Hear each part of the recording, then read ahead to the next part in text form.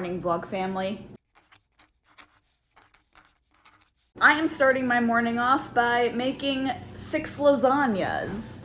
I have, as you just saw, all of the ingredients, and these are just the ingredients that I could remember. I know I'm going to need spices and other sort of stuff that I just haven't grabbed yet, but I am making a lot of lasagna. Part of this is because the past 8-10 months, almost a year at this point, I've been making 3 lasagnas at a time, and I will freeze them. We'll have like a lasagna every month for dinner. And I really like it because the way I meal plan is I meal plan for an entire month at once.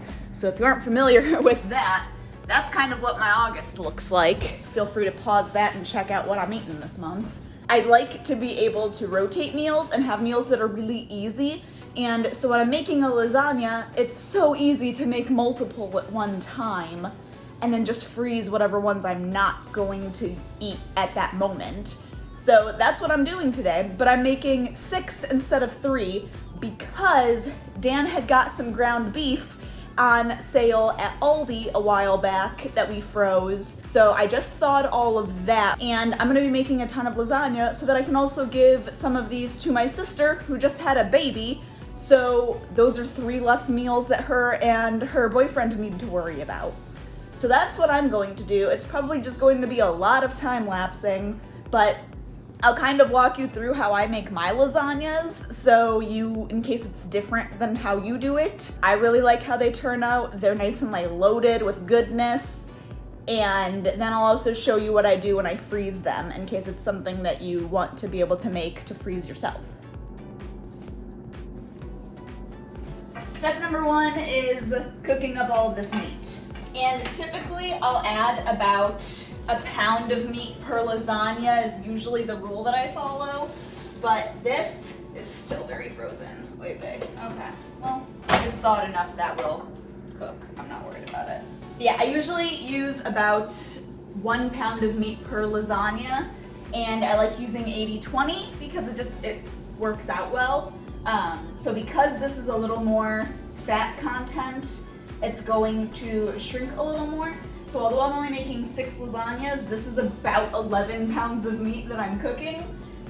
And it might end up being too much meat. I might not add all of it to the lasagnas, or we might just have some really meaty lasagnas, which I am also not mad about. I will catch up to you once all of this is done. 20 minutes later, I have 1 done. The other one is still sitting there. All right. Now that the meat is finished cooking, it is over there finishing draining off the last little bits of fat. I turned the air down by like 10 degrees because I was boiling hot with how long the stovetop had to be on. So now we're gonna do something else that requires the stovetop to be on because I'm psychotic. Next, we are going to make the sauce for the lasagnas. Dan and I found a tomato sauce recipe that we really like, and it's not that difficult to make, so I'm gonna make it just in a really large batch. And price-wise, it comes out to the same as if I just bought the already done jars, or even a little bit less.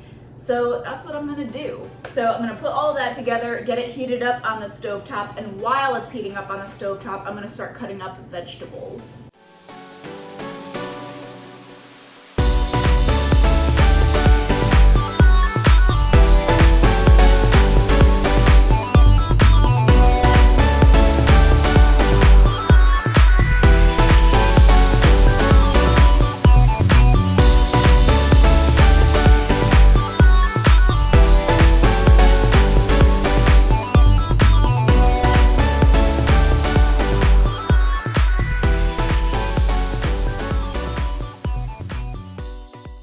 It is finally time to assemble these. 2 hours later. My goodness. As you can see, it took a lot longer than I thought it was gonna take. So, what I have is Parmesan on the floor.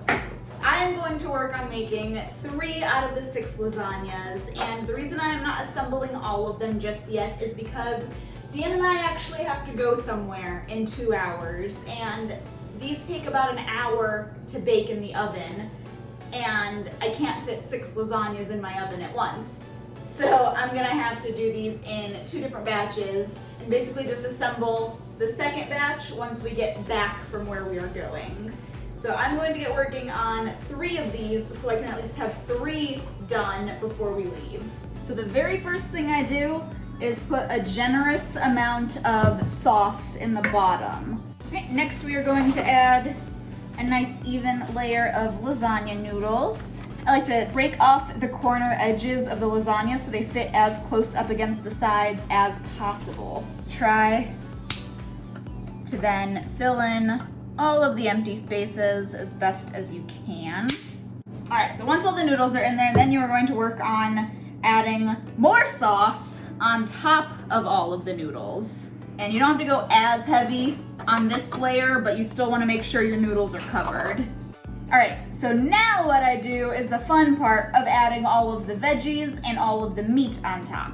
Once all the veggies are there, then I am going to start layering the cheeses. I use ricotta, mozzarella, and Parmesan.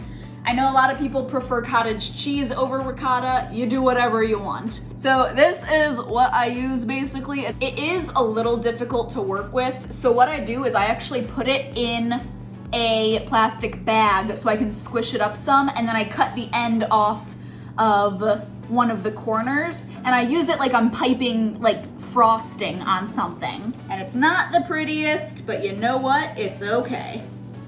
So then next we do a nice layer of mozzarella cheese. And then I finish the cheese layer with some Parmesan. And now that that's done, you basically repeat all of those steps except for the very initial layer of sauce.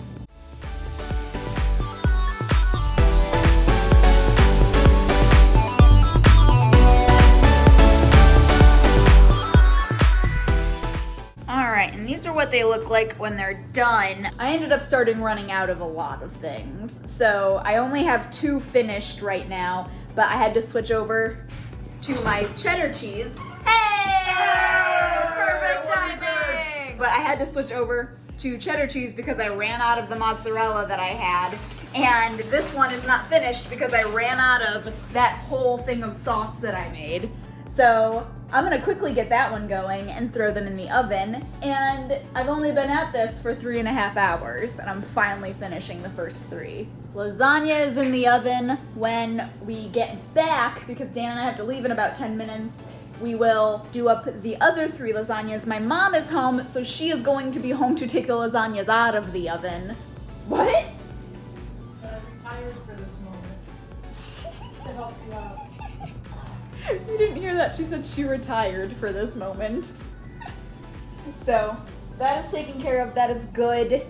And then, like I said, when we get home, we will do the other 3 lasagnas. I'm gonna need to pick up more cheese and more noodles on our way back because this is using so much. I think what it is I think I bought slightly bigger tins than what I've bought in the past. I think in the past, the ones that I've bought have been a bit shorter, so they're closer to a square than a rectangle. And these are very much more rectangle than square. And I think that's where I'm using up so much without realizing it. So, but that's okay, because I would much rather have a larger lasagna than an itty bitty one that doesn't produce any leftovers. Because my lasagnas, I want them to be big enough that if you show up at my house randomly with 12 friends, I still have enough to feed everybody. And that is what these are going to accomplish. All 3 lasagnas are done and they are cooled. I cook them covered, so with tin foil covering them for an hour at 375 degrees. And then if I'm freezing them, I let them cool on the counter like this. And then once they are totally cooled, I close this back up, and then I will take more tin foil. I'll wrap a full circle all the way around the whole pan this way, and then I will take saran wrap and wrap it around thoroughly this way, so it's completely sealed in. And then they can go in the freezer. Each lasagna lasts in the freezer for about 3 months. You don't really want it in the freezer longer than 3 months. I'm sure it would probably be okay, but then you would start at like frostbite or something. I don't know. I don't go past 3 months. Then when you want to eat it, what you want to do is, if you are wanting to eat lasagna on Friday for dinner, you will want to take it out of the freezer and put it in the fridge Thursday morning.